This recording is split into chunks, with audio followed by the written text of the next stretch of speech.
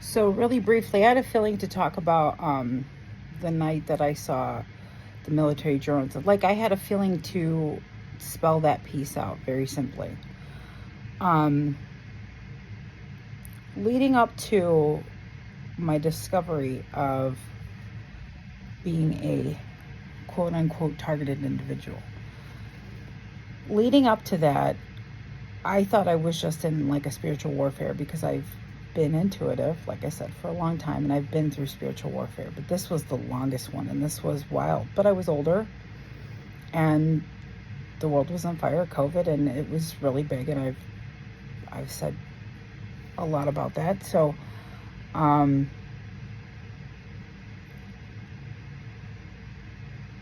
it was frustrating because I would get up in the morning, and I would, okay, I don't know what was going on yesterday, who's running what at me, what's going on, but let's just try to put our focus in what we can accomplish today.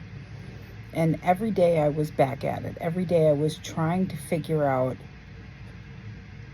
how to combat these like very bizarre feelings. And really it was like I was trapped in these same warped feelings every day. I'd go out, I'd see different people, different situations, but there was like this glaze of this same heaviness and warpedness, and what it was is that I was being plummeted into Delta. And I believe that everything that my guides had me do, they had me do it at a time that it was safe to do and when something could be done. So I had to hang in there. And I do understand that, but there are certain things that's probably best for me to not say right now, so I'll keep this very focused.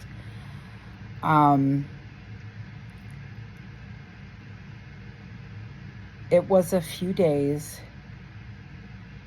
before the drones that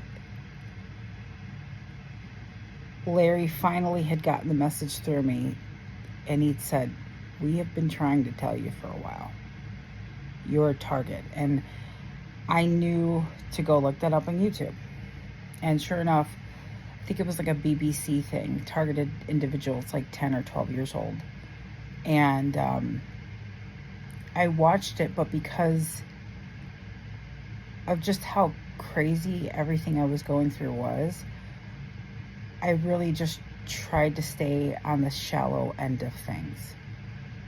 Because like I said, I was being launched into Delta. So as soon as I would ask a question and look for an answer, it's like I would get sunken, and all the feelings and all, it's like it was like some sort of like dark vision quest of my own mind and what was being projected in the world.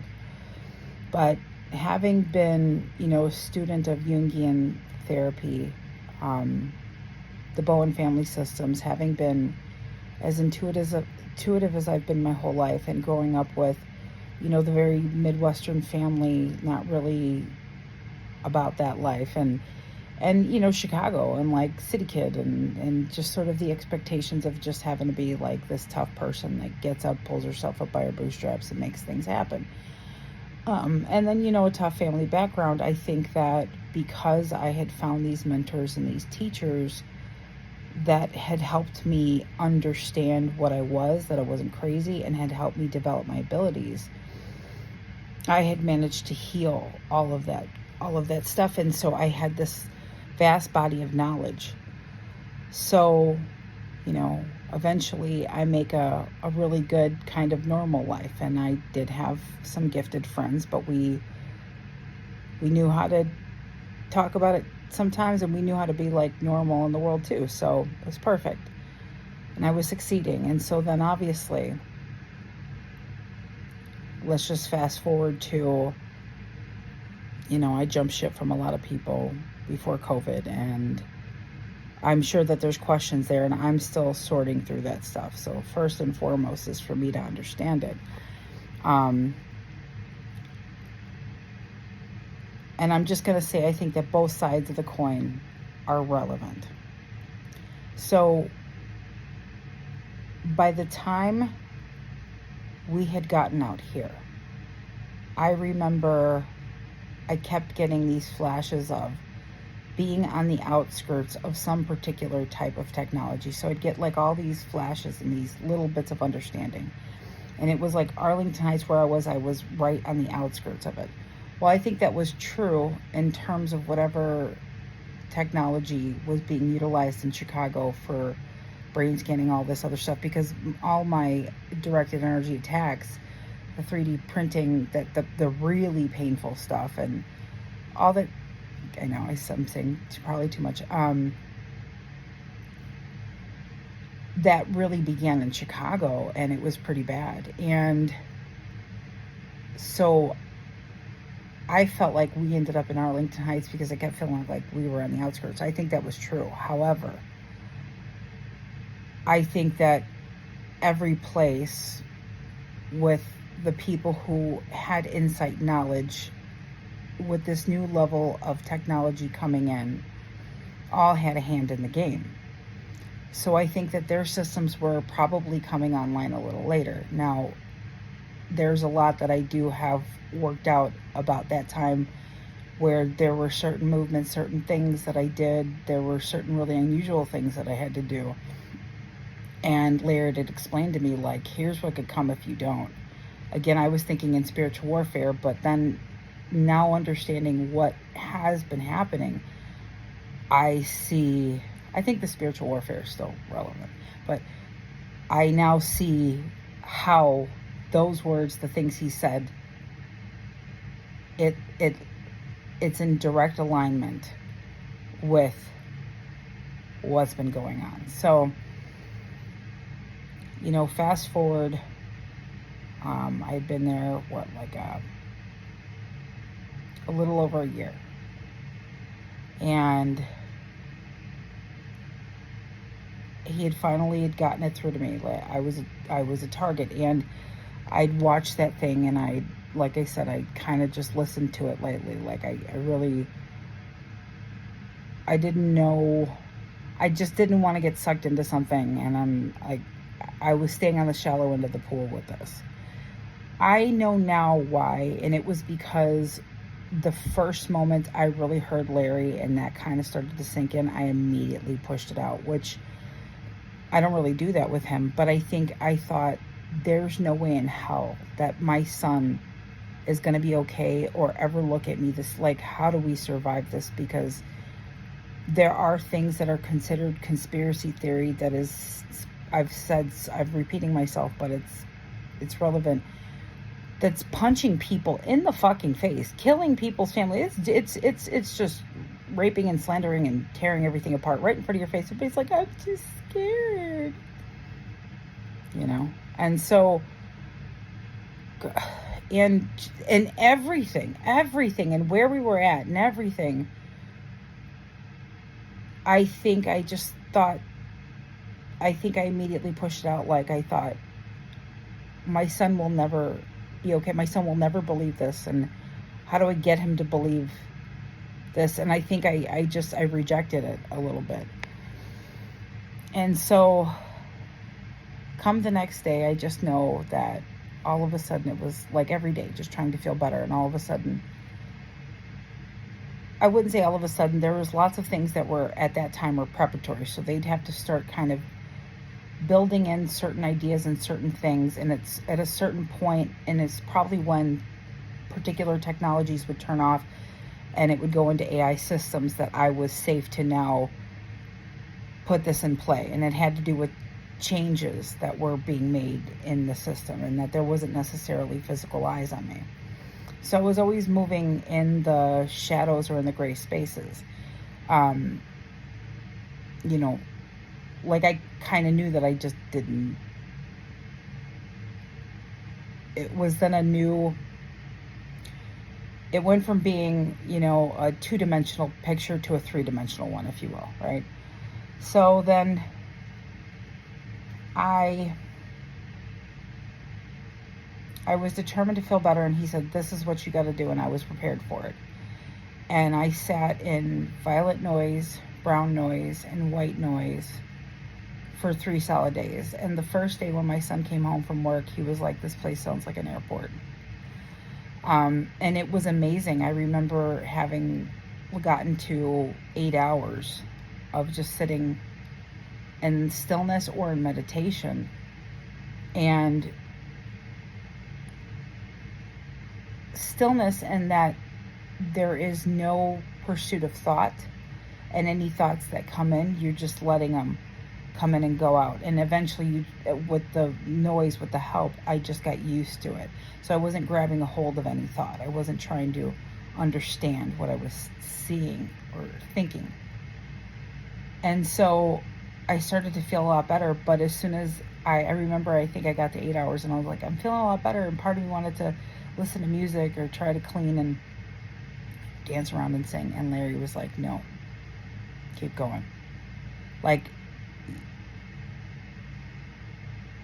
no, you want to keep feeling better, keep doing this. And so it was kind of one day at a time, but I sat in that for 3 days. And on the third day, I was allowed to work that night. And at this point, I had a few other guides pop in, and I would have that happen from time to time. And I knew when I'd have some newer guides come in, they were there for very specific things. So something, I was used to this by then, and I was used to this by then. And so I kind of knew something was up, and,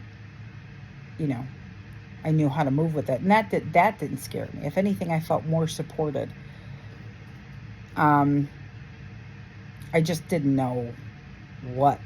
And this is where it was like, holy shit. So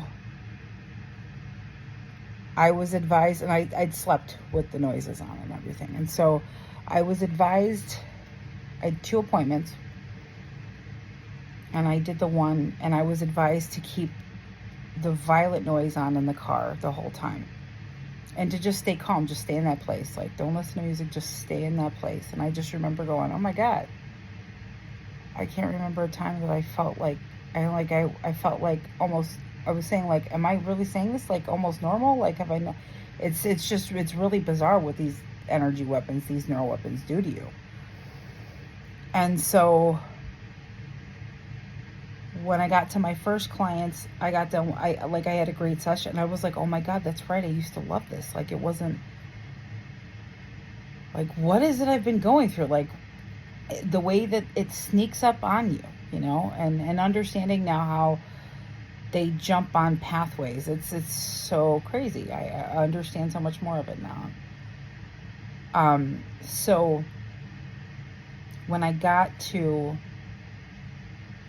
done, I felt really good. And I was like, oh my God, I feel good about my next appointment.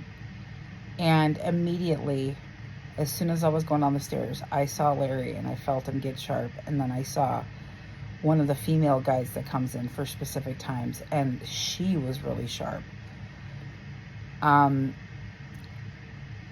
She said, you're canceling your appointment. And Larry said, yeah, you're canceling it. Like, they were very serious. You're going to stay calm. You're not going to speed. You're going home. And I was like, okay. So I did just that. But I knew, I was like, what? I knew to stay in that space, but it was also like, okay, I'm staying in this space, but okay, I'm going to just stay in this space. Right when I was getting off of the highway and I was getting ready to turn on to Rand Road, I didn't live far from the highway at that time. I heard Larry say, you're going to see something. Don't let it scare you. But don't look away from what you're seeing either. I got to about a couple blocks away from my apartment complex. And above Rand Road had to have been at least 30 plus Starlink. And they were pretty low. And I just was like, and Larry was like, don't look away from it. Don't look away from it, but stay calm. And I just was like, oh my God. What the fuck? So I went and parked.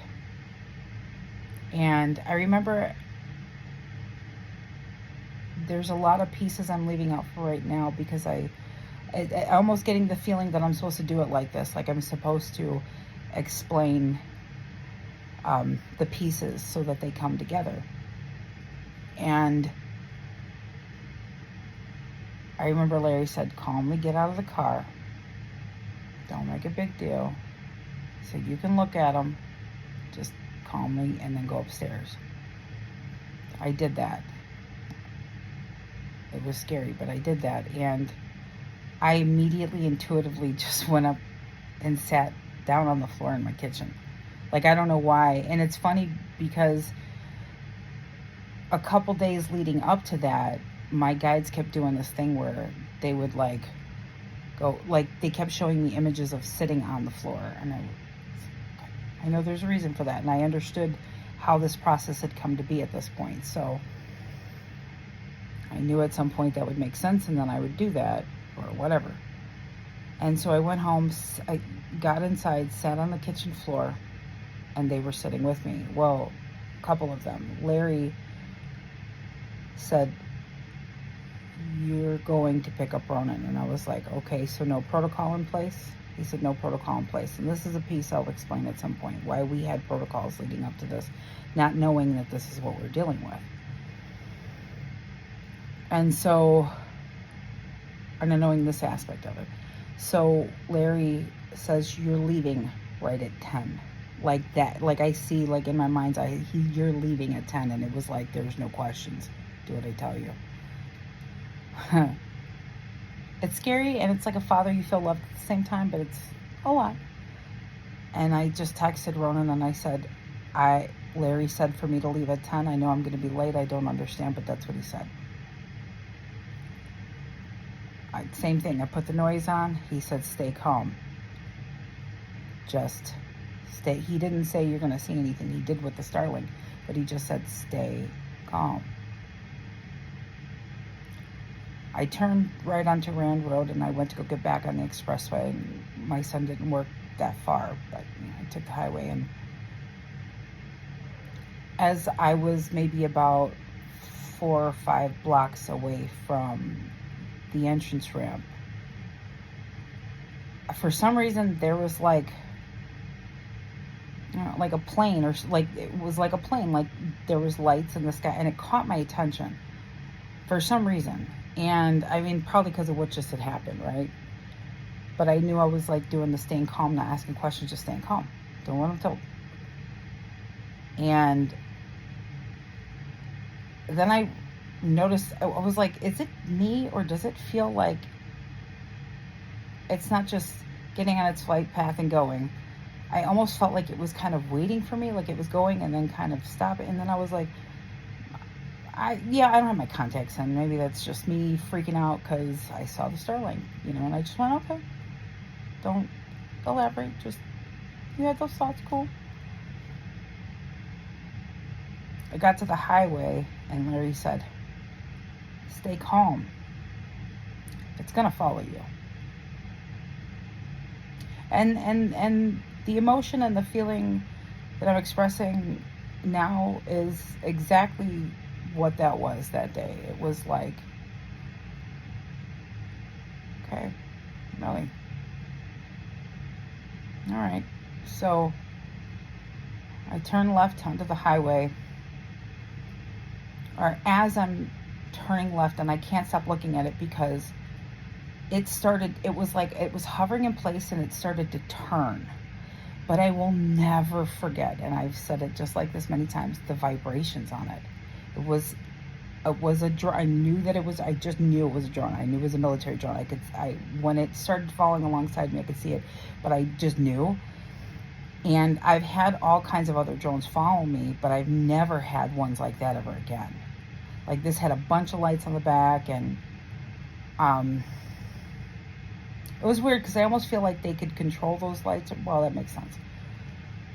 Anyways, because I felt like sometimes there was like, when it came to our apartment complex, suddenly all the lights were lit up. Whereas when it was turning, I just saw a couple of white lights and 3 red ones, but it was different, or something like that. It was different, and it was the vibrations. It was that it hovered and turned. It didn't do what a plane does, where it's like, it's gonna go, like a car. this thing hovered and turned, and I mean, it was almost like I was like that. I can see like vibrations around it, and it looks powerful and big, and it was also kind of exciting, scary. It was a lot of feelings. But then when I got onto the highway, I was looking to the left of me where I originally had seen it when I was turning on, and Larry said, I was hoping that it was gone, and Larry said, "Nuh-uh, it's on the right side." And I looked up at the right side, and it was right there, and it was following right alongside me. And I knew what it was, and I couldn't believe it, but I knew I had to stay in the moment.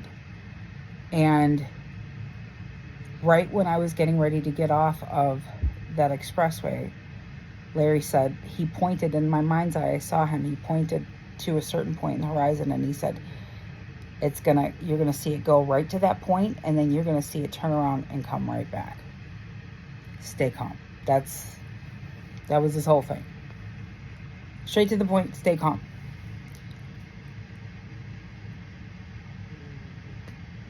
So as I was getting off the highway, and then I was getting ready to turn onto the other street before I entered into his place of work, I watched it pop. I watched it go right to that point that Larry pointed at, and I watched it come right back.